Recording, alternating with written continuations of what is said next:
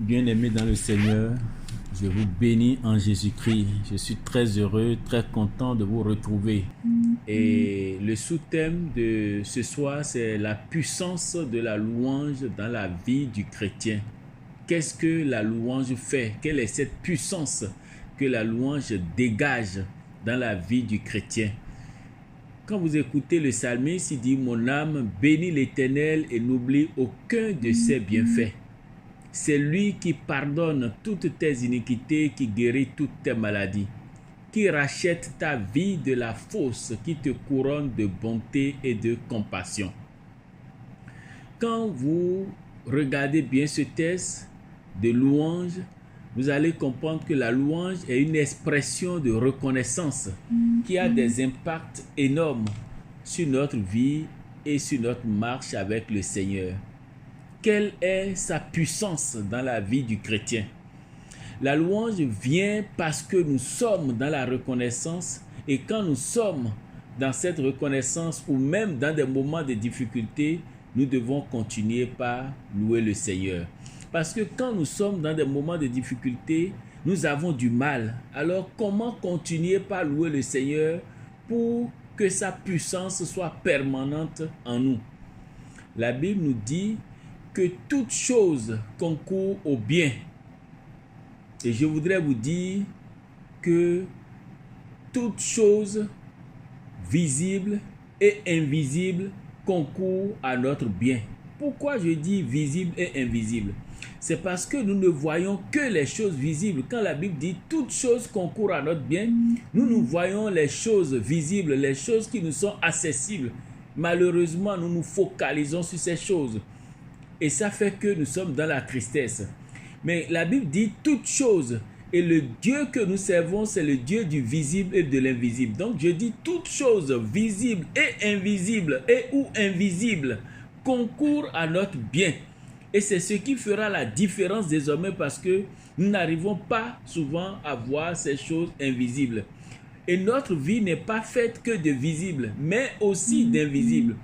Alors, comme nous ne voyons pas souvent l'invisible, nous avons du mal à louer Dieu. Mais je vous dis maintenant, vous pouvez louer Dieu parce que ce que vous voyez, il y a d'autres choses derrière. Vous ne voyez pas votre âme et votre âme est pardonnée. La puissance de la louange se voit à travers notre détermination à rendre la gloire à Dieu, quelles que soient les situations. Et au lieu de louer la situation, c'est-à-dire parler tout le temps de nos problèmes, de nos difficultés, il faut louer Dieu. Ma prière est que Dieu renouvelle notre force pour le louer, l'exalter, même pendant les moments de difficulté. La louange, vous savez bien aimé, élève notre âme et nous met au-dessus de nos problèmes. Quand vous commencez par louer, vous élevez votre âme vers le Seigneur. Vous mettez votre esprit directement en communion avec l'esprit du Seigneur. Et là, Dieu se manifeste puissamment à travers la louange dans notre vie. Je vais rappeler quelques manifestations pour nous permettre d'apprécier l'effet de la louange dans notre vie. La première que je veux vous rappeler, c'est la louange qui apaise notre âme quand nous sommes tourmentés au-dedans de nous. Je suis dans 1 Samuel 16, 14 et 23. Vous savez, quand Saül a commencé par faire ses désordres, par désobéir à Dieu, par faire ses bêtises, la Bible dit que dans 1 Samuel 16 au verset 14, l'esprit de l'Éternel se retira de Saül, qui fut agité par un mauvais esprit venant de l'Éternel. Et le verset 23 nous dit, « Et lorsque l'esprit de Dieu était sur Saül, David prenait la happe. » C'est-à-dire, lorsque l'esprit mauvais est envoyé, David prenait la happe et jouait de sa main. Dès que David rentre dans la louange, Saül respirait alors plus à l'aise et se trouvait soulagé, et le mauvais esprit se retirait de lui. Quand vous sentez que cela ne va pas, ça peut arriver. Quand nous allons prendre notre marche et continuer pour la terre promise, c'est-à-dire pour notre Jérusalem céleste, vous pouvez rencontrer des difficultés comme nos aïeux ont rencontré des difficultés. Mais vous avez intérêt à rentrer dans une louange et une adoration sans pareil. La louange va vous faire entrer dans les parvis de Dieu et devant la face de Dieu, les esprits mauvais, les puissances sataniques ne peuvent pas tenir. Voilà le premier élément. La puissance de la louange sur la vie du chrétien apaise l'âme du chrétien, apaise le chrétien, restaure le chrétien et lui permet de reprendre vie et vigueur. L'autre élément que je veux apporter pour que vous puissiez louer encore ce soir et crier de joie et dire Seigneur que ta miséricorde durera toujours, c'est la présence effective de Dieu dans la louange. Je suis dans 2 Chroniques 5, versets 13 et 14. La Bible dit, quand vous lisez le contexte, les sacrificateurs ont apporté des sacrifices, ils ont fait beaucoup de choses. Et voici ce qui va se passer à partir du verset 13. Le verset 13 dit, « Et lorsque ceux qui sonnaient des trompettes et ceux qui chantaient, s'unissant d'un même accord pour célébrer et pour louer l'Éternel, firent retentir les trompettes, les cymbales et les autres instruments, et célébraient l'Éternel par ses paroles, car il est bon, car sa miséricorde durera toujours. » La Bible dit, en ce moment, la maison de l'Éternel fut remplie de nuées. La présence de l'Éternel était tellement forte et vous pouvez l'expérimenter ce soir chez vous. Quand vous allez ce soir, prenez du temps dans la louange et quand vous allez commencer par louer effectivement Dieu pour ce qu'il est, pour ce qu'il a fait, vous allez faire cette même expérience de la présence effective de Dieu. Vous sentez peut-être que dans cette solitude, que Dieu n'est pas là. Vous sentez dans cette solitude que vous n'avez plus vos frères, que vous n'avez plus la même ambiance. Mais je vous dis, retrouvez-vous devant la présence de Dieu et commencez par louer Dieu. Si vous n'avez pas de parole, dites tout simplement, Seigneur, tu es bon. Ta miséricorde durera toujours.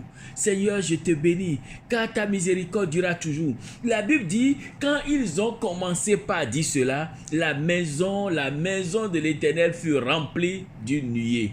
Et le verset 14 dit, les sacrificateurs ne purent pas y rester pour faire le service à cause de la nuée, car la gloire de l'Éternel remplissait la maison de Dieu. Alléluia.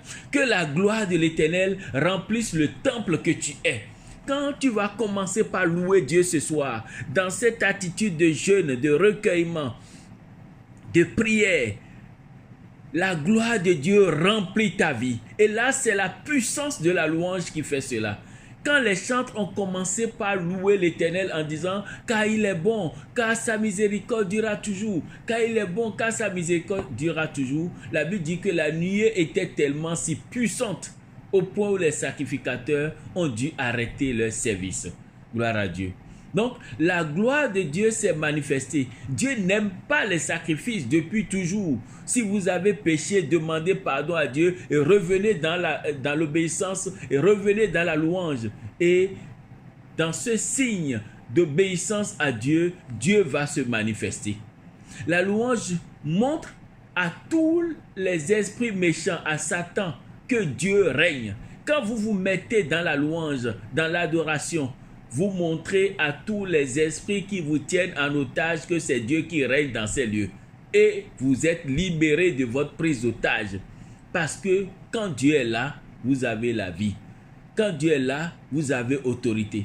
Et c'est ainsi que la nuée, puissance de Dieu, la nuée, symbole de la protection de Dieu, vous couvre pour toujours.